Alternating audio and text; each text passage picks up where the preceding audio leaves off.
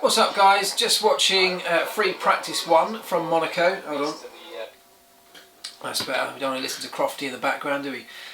Just listen to free practice 1 and already get the buzz of the Monaco weekend. And I talked about it in the video yesterday, but I genuinely love this place. I love this weekend. Loved going, but I still love watching it. This is the first track. No, that's not true. This is the track that I miss going to the most. So this year, for the first year in quite a while, I'm obviously not there.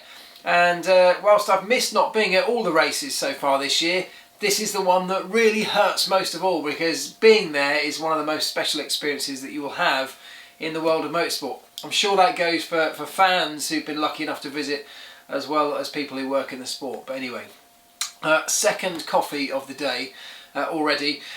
And that's partly because I was up very late last night. You might remember many months ago, right back at the start of the year, I told you that I was writing a second book. Remember that? Long time ago now. I'd signed the contract at that point. I'm committed to writing this book, but since I told you that, very little progress has actually happened on writing that book because of so many other things that have been going on in my life.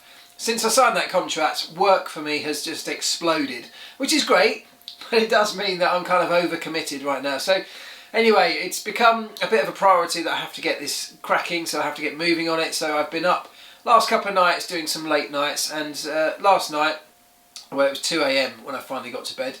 Admittedly, I did fall down one of those little rabbit warrens on YouTube towards the end of that, that stint, but still, that's why I'm already on the second coffee of the day, and it is only, I don't know, what, 11:15 in the morning.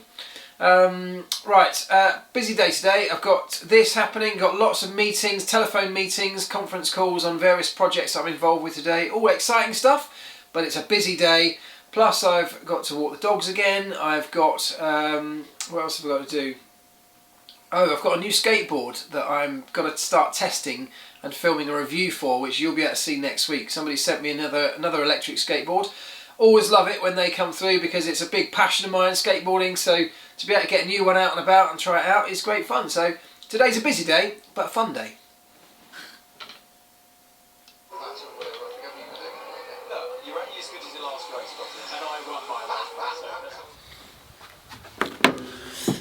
Right, interesting first practice session out in Monaco. By the way, gorgeous weather here. Better weather here than in Monaco right now, which is part of the story from today, because temperatures were way cooler than we normally experience or often experience down there. And I think that had an impact on tyres. There was graining happening. I talked in yesterday's preview video about how the 2019 tyres, that's better, you can see me now. The 2019 tyres were designed, these new compounds, to resist graining, so to not grain in lower temperatures, to allow drivers to be able to push in a greater variant of temperature conditions. Has that really worked in 2019? I'm not quite sure. And with the lower temperatures we saw this morning in FP1, we're already getting some drivers. Charles Leclerc was complaining on the radio about graining. Other drivers also suffered with graining of the left front tyre. So that's definitely been an issue. It will of course warm up, and I don't know how the rest of the weekend is going to change. Weather there can change in an instant with weather, you know, clouds, rain, sunshine rolling in over the hills. So it can change very, very quickly. So let's not read too much into that. I guess the biggest stories are that, in fact, the biggest stories that there weren't really too many stories. A few little niggles for various people. McLaren, Haas, and I know we had a couple of spins, a couple of people out breaking themselves, but nobody with any major catastrophes in terms of crash damage, which again, as I talked about in yesterday's video, can really disrupt the entire weekend. So from that perspective, everybody gradually building. The major players seem relatively on the pace straight away, certainly Mercedes. Verstappen looks strong as well, very, very close in lap time. I mean, read very little into lap times from FP1 because it means almost nothing. Nobody's going for the outright lap time at this stage. It's just about drivers building up their confidence levels, building up the gap, or narrowing the gap to the barriers, which can make such a big difference to lap time as you get closer and closer and closer. And to do that, you need a car that gives you confidence as a driver. So that's what they're all working towards. it'll take a slight step up today, but nobody wanting to take too many risks until it gets to Saturday afternoon when things really matter.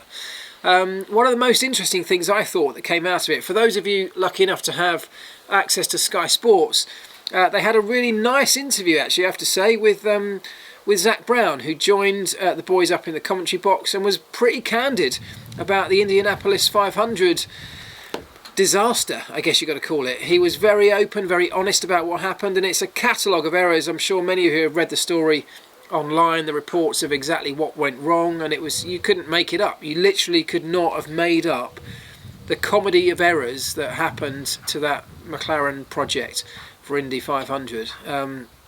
So I thought very honest of Zak Brown this morning to come out and really explain all of those. Didn't really seem to hold much back. It's quite an embarrassing situation for McLaren. In fact, it's an incredibly embarrassing situation for McLaren, and I think reflects on the whole McLaren organisation. It was a small number of people. The team that went to do Indy was a completely separate entity to the Formula One project, the Formula One programme. But the embarrassment of errors that happened reflect on the whole lot. So tough times for everybody at McLaren, because if you're working in the Formula One team, you know, you can't help but have that reflect on you. And I know that everybody involved worked incredibly hard, but there were just too many mistakes, and it was simple mistakes that should not be being made at that level, certainly not by a team of McLaren's stature, and unfortunately they let themselves down. And as Zak rightly said, they did not deserve to be in this weekend's Indy 500. They didn't deserve to be there, and they're not, and that's a harsh lesson they've all had to learn. But he did say that they fully intend to go back.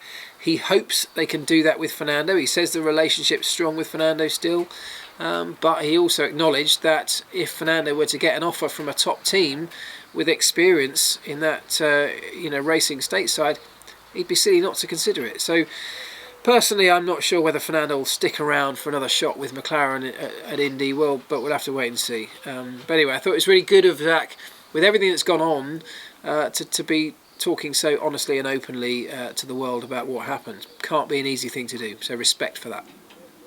Right, I have just had 45 minutes on the phone. Really interesting conference call. I touched on this before, the 80-day race project, which is a around the world race in anything that's not combustion powered.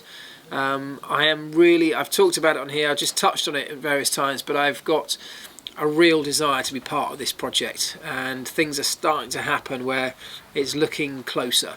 So I can't say too much more at this stage, but some really interesting and productive calls and meetings about it. So I hope that I can be in that inside that project when it takes off next summer, and obviously I'd love to bring you with me. Anyway, more on that as and when it develops.